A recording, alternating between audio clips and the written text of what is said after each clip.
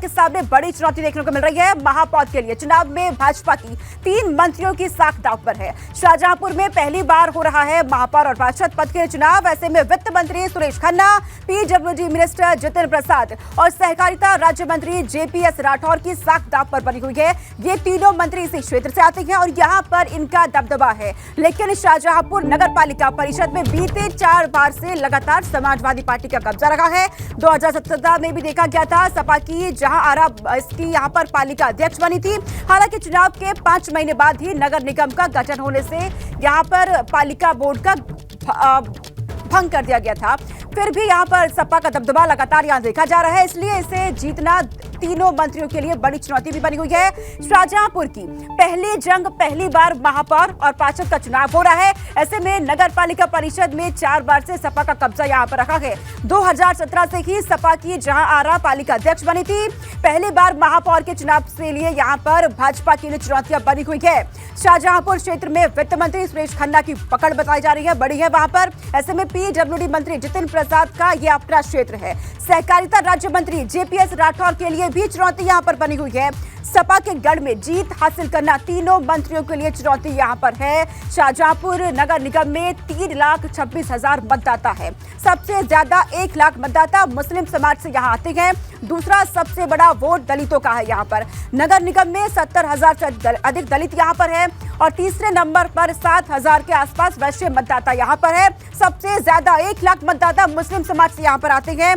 कुल अगर मतदाताओं की बात की जाए यहाँ पर तकरीबन 3,26,000 है। ऐसे में अब तीनों मंत्रियों के लिए बड़ी चुनौती। वीरेश पांडे का रुख कर लेते हैं, यूपी ब्यूरो चीफ हमारे वीरेश। शाहजहांपुर नया नगर निगम ये बना है, यहाँ पर अब 3 मंत्रियां जो कि इसी क्षेत्र से आते हैं। अब इनके लिए बड़ी चुनौती यहाँ पर बनी हुई है, इनके लिए बड़ा साख का सवाल यहाँ बन गया है। देखिए, साख का सवाल नहीं है। भारतीय जनता पार्टी के ये जो तीनों वरिष्ठ नेता हैं और अपने अपने विधा के ये माहिर माने जाते हैं और योगी सरकार में उनकी बड़ी भूमिका है। चाहे अगर संगठन के लिहाज से करें तो जेपीएस राठौर सबसे बड़े धुरंधर माने जाते हैं। ब्राह्मणों को वोट खींचना हो तो जितिन प्रसाद बड़े महारथी माने जाते हैं और सरकार के सबसे बड़े महारथी मंत्री के तौर पर, सबसे ज़्यादा आदरणीय मंत्री के तौर पर सुरेश खन्ना, जो हनुमान की तरह से हम कह सकते हैं उम्र में बड़े हैं योगी आदित्यनाथ के, लेकिन उनकी तरह वो खड़े दिखाई पड़ते हैं। तो ऐसे में बहुत बड़ा एक तरीके से भारतीय जनता पार्टी के इन नेताओं के सामने चुनौती है। उस सीट को जीतना है क्योंकि राममूर्ति वर्मा की बहू जो पूर्व कैबिनेट मंत्री समाजवादी पार्टी से रहे हैं और उनकी जो पकड़ है उस इलाके में बहुत ज़्यादा है। उनकी बहू को वहाँ से समाजवादी पार्टी ने उतारा है। बहुत कठिन चुनौती है और जिस तरीके से वहाँ दलित और मुस्लिम और पिछड़ों का जो समीकरण है जाति, उस लिहाज से समाजवादी पार्टी ने जो कैंडिडेट उतारा है वो काफ़ी मजबूत कैंडिडेट उठाया। अनुभव शुक्ला हमारे साथ हैं। अनुभव, हम लोग बात कर रहे थे कि राममूर्ति वर्मा की बहू को उतारा है, बहुत ही मजबूत कैंडिडेट है अखिलेश यादव ने जो दिया है वहां पर, और ऐसे में तीनों मंत्रियों के लिए एक बहुत बड़ी चुनौती सामने। देखिए बिल्कुल, और शाहजहांपुर के बारे में ये कहा जाता था, अब तो खैर नगर निगम है, वो पहली बार चुनाव होगा, लेकिन जब नगर पालिका थे तो वहाँ जीतते थे सपा से तनवीर और बीजेपी से विधायक बनते थे सुरेश खन्ना। ये हमेशा होता रहा, 1 चुनाव, 2 चुनाव, 3 चुनाव, यही सिस्टम चलता रहा। पर इस बार वो सीट रिजर्व हो गई ओबीसी महिला के लिए। तो राममूर्ति वर्मा की पुत्रवधू पर समाजवादी पार्टी ने दाव लगा। 2017 में भी जब नगर पालिका थी वो, तब भी सपा जीती थी। फिर वो नगर निगम बन गया तो वो कैंसिल हो गया था और फिर तब से वो कंटिन्यूअस नगर निगम है बना है। तीनों धुरंधर जो हैं योगी जी के संगठन के, और जो ब्राह्मण वोट खींचने के लिए जितिन प्रसाद को लगाया गया है जो कांग्रेस से आए हुए हैं, इनके सामने तो एक बड़ी चुनौती है। अगर नहीं जीत पाएंगे तो क्या मुंह दिखाएंगे आप? देखिए बिल्कुल चुनौती है और इसीलिए भले ही लखनऊ का प्रभार हो सुरेश खन्ना के पास, लेकिन उनका सारा फोकस शाहजहांपुर है। आपने देखा होगा 2019 के भी लोकसभा चुनाव में किस तरह से मंत्री रही, उनका टिकट कट गया और टिकट किसको मिला? अरुण सागर को। यानी कि सुरेश खन्ना की वहाँ पर ज़्यादा चल रही थी। पर जेपीएस राठौर इतना इन्वॉल्वमेंट शाहजहांपुर में नहीं रखते। चुनाव प्रबंधन की कमान रहती तो पूरे प्रदेश की वो जिम्मेदारी देखते, अपने ज़िले में नहीं रखते। हाँ, आप जितिन प्रसाद भी हैं तो कैसे तीनों लोग बैठेंगे, सामंजस्य बनाए? क्योंकि देखिए जो बड़ा नेता होता है उसके तीनों में पटती नहीं है। तीनों की अपनी अपनी धारा है, विचारधारा है। जेपीएस राठौर की सुरेश खन्ना से नहीं पड़ती, सुरेश खन्ना की जेपीएस राठौर से नहीं पड़ती, और जितिन प्रसाद बाहरी हैं, बाहरी से जब वो अंदर आए हैं तो उनकी स्वीकार्यता अभी बनी नहीं है। और इसको लेकर सुरेश खन्ना, जेपीएस राठौर कभी कभी जितिन के खिलाफ भी हो जाते हैं, कभी उनके साथ भी हो जाते हैं। तो एक आपस में तिकड़ी जो है, आपस में समन्वय भी नहीं है, न जितिन में है, न जेपीएस राठौर में है, न सुरेश खन्ना में है। सुरेश खन्ना और जेपीएस राठौर की राजनीति जो शाहजहांपुर से जानते हैं उनको पता है कि आपस में उनकी नहीं पड़ती है, विभिन्न विषयों पर नहीं पड़ती है। सुरेश खन्ना निर्विवाद रूप से शाहजहांपुर के सबसे बड़े भारतीय जनता पार्टी के नेता हैं, जमीनी नेता हैं, और इतनी बार जीते हैं वो चुनाव में, 9 बार वो चुनाव जीत चुके हैं। वोट नहीं है, उनकी बिरादरी का वोट भी नहीं, 20,000 वोट नहीं है, लेकिन सबसे ज्यादा वो पकड़ रखते हैं। और सरकार में सबसे ज्यादा सम्मान पाने वाले मंत्री अगर कोई है, अगर डिप्टी सीएम नहीं है सुरेश खन्ना, उसके बावजूद यानी कि सपा का गढ़ तो है, लेकिन बीजेपी पूरी तैयारी यहाँ पर करेगी, हर रणनीति के साथ यहाँ पर उतरेगी। वीरेश बहुत हमारे साथ जी जी जी वीरेश जी। मनोज पांडे जी जरा आ जाइए।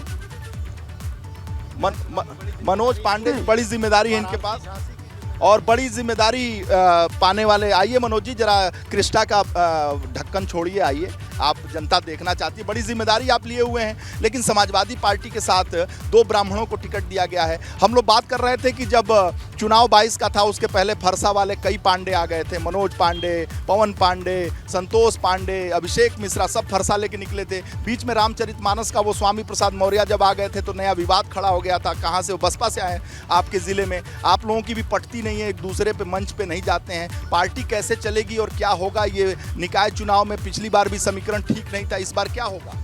देखिए, मेरा तो यही कहना है कि आप लड़ाई कराना चाहते हैं। समाजवादी पार्टी का एक एक कार्यकर्ता जो भी चुनाव हम सबके सामने होते हैं उस चुनाव को चुनौती मान करके लड़ता है। और अन्य दलों में और इस दल में यही अंतर है कि समाजवादी पार्टी लोकतंत्र पर विश्वास रखती है और लोकतांत्रिक ढंग से अपने पार्टी के कार्यकर्ताओं की बात सुनती है और उस पर निर्णय करने का काम करती है। और जहाँ तक देखिए लोकल बॉडी का सवाल है, आज सवाल तो ये होना चाहिए कि स्थानीय निकाय के जो चुनाव हो रहे हैं इसमें आरक्षण में गड़बड़ियाँ क्यों हुई? ऐसा क्यों हुआ कि मंडल के जिलों में कोई आरक्षण दिया ही नहीं? सवाल तो ये भी होना चाहिए, सवाल तो ये भी होना चाहिए कि जब 17 में बुरी तरीके से निकाय चुनाव में समाजवादी पार्टी हारी तो वो कैसे जीतेगी जब अल्पसंख्यक वोटों की बात करती है और पश्चिमी उत्तर प्रदेश में किसी मेरठ जैसी सीट पर वहाँ पर भी आपने अगर ओबीसी को दिया है टिकट, और इमरान मसूद आपके मुकाबिल वहाँ पे बसपा के लिए एक तरीके से खेवनहार बने हुए हैं, तो अल्पसंख्यकों में बेहद नाराजगी है वहाँ पे। नहीं, देखिए सवाल और कुछ नहीं है। सवाल ये है कि आज उत्तर प्रदेश की जो नगरीय क्षेत्र की जनता है जिसकी संख्या लगभग 12 करोड़ 75 लाख है, आज वो किस तरीके से जीवन जी रही है। नालियां बजबजा रही हैं, सीवरेज भ्रष्ट हो गया देगी। एक सवाल ये है कि आप सबसे बड़े ब्राह्मण फेस हैं इस वक्त समाजवादी पार्टी के, वंदना मिश्रा को जानते थे यार? देखिए तो नहीं जानते थे, ये कम से कम 20 साल से ये कर रहे हैं। देखिए वंदना मिश्रा लखनऊ से मेयर की कैंडिडेट बनी है। अब कहा जा रहा है, सोर्सेज से खबर आ रही है कि शरद पवार जी ने अखिलेश यादव जी को फोन किया और उनके पति वंदना मिश्रा के पति रमेश दीक्षित लखनऊ यूनिवर्सिटी के हेड ऑफ डिपार्टमेंट राजनीति शास्त्र के और एनसीपी के प्रदेश अध्यक्ष रहे वंदना मिश्रा के, और एनसीपी शरद पवार से बेहद करीबी। तो अखिलेश जी के पास शरद पवार जी का फोन आ गया, वंदना मिश्रा आके बीच में कूद गई और जो मूल काडर के प्रत्याशी हैं, आपके कैंडिडेट हैं, जो साइकिल चल रहे हैं, उनकी अवहेलना। देखिए नीचे आज समस्याएं हैं, संकट है, लोग बजबजाती हुई नालियों में चलने के लिए आज मजबूर हैं, सड़कें टूटी हुई हैं। भी कुछ आप पार्टी के अंदर क्या संकट है उस पर नहीं कुछ बोल रहे हैं, लेकिन निकाय में क्या समस्या है ये तो ठीक है, ये आप जब जाएंगे वोट मांगने तो आप बताएंगे। क्या पार्टी में कहीं ना कहीं कुछ कंफ्यूजन है, ऐसा लग रहा है क्या? देखिए सवाल पार्टी के अंदर जो है वो पार्टी का विषय है, पार्टी के अंदर लोकतंत्र है, पार्टी के अंदर हम ठीक कर लेंगे। आज आप क्या अच्छी सड़कों पर चल रहे हैं? आज जो आप टैक्सेस दे रहे हैं एसेंशियल सेवाओं के बदले में, क्या आपको सुविधाएं देने का काम नगर निगम, नगर पालिका और नगर पंचायतें कर रही हैं? आज क्या कारण है कि उत्तर प्रदेश की 109 नगर पंचायतों में आज वहाँ वेतन नहीं बढ़ पा रहा है? इसको देखने का काम किसको है? विपक्ष को है कि सत्ता पक्ष के लोगों को है? और मैं फिर ये कहना चाहता हूं, आप पे भरोसा ही नहीं कर रही है। मैं आपसे फिर कहना चाहता हूँ, सत्ता आती और जाती रहती है, लेकिन सत्ता में रहने वाले लोगों की ये जिम्मेदारी होती है कि जिस चीज के लिए वो चुन करके आए हैं जनता को मूलभूत सुविधाएं देने का काम करें। कितने नगर निगम जीतेंगे? कितने जीतेंगे? 17 में से 17 में 17 17 में 17 कुछ छोड़ेंगे नहीं। भाजपा से भी आगे चले गए, वो 80 में 80 जीत रहे हैं, 760 में से 700 का लक्ष्य बना लिए हैं। आप 17 में वो 17 जीतना चाहते हैं, उनके लिए नहीं कुछ छोड़ेंगे? देखिए, लक्ष्य निर्धारण करना और सपना देखना, जो व्यक्ति के अंदर सांसें चल रही हैं वो सबको अधिकार है। समाजवादी पार्टी तो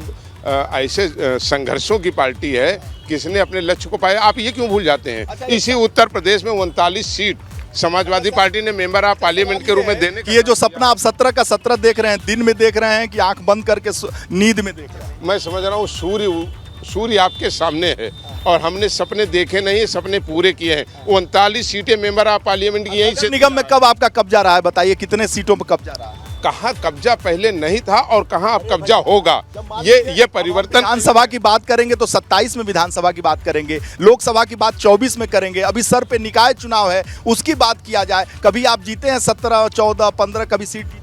आपको ये भी उन लोगों से पूछना चाहिए जो इसी उत्तर प्रदेश की विधानसभा में 46 सीटें थी, लेकिन 324 भी उनको लोकतंत्र में जनमत ने देने का काम किया। हमें भी 227 बहुमत देने का काम किया।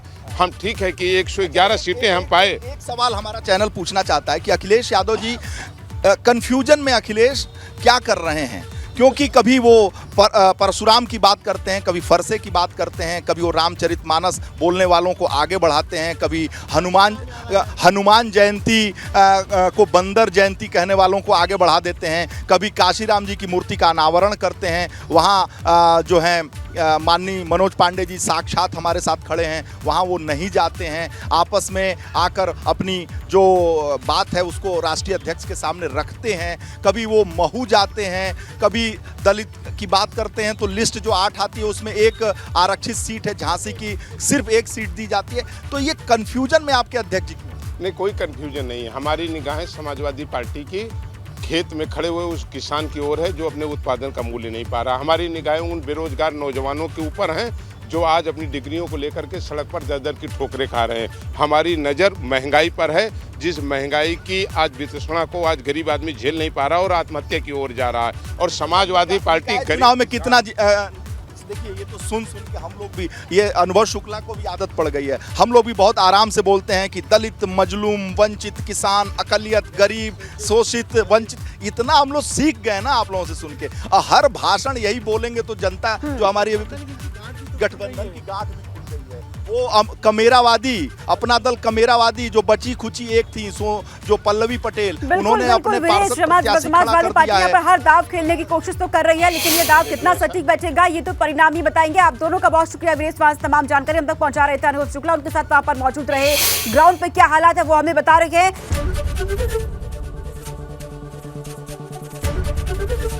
एबीपी गंगा, खबर आपकी, जुबान आपकी।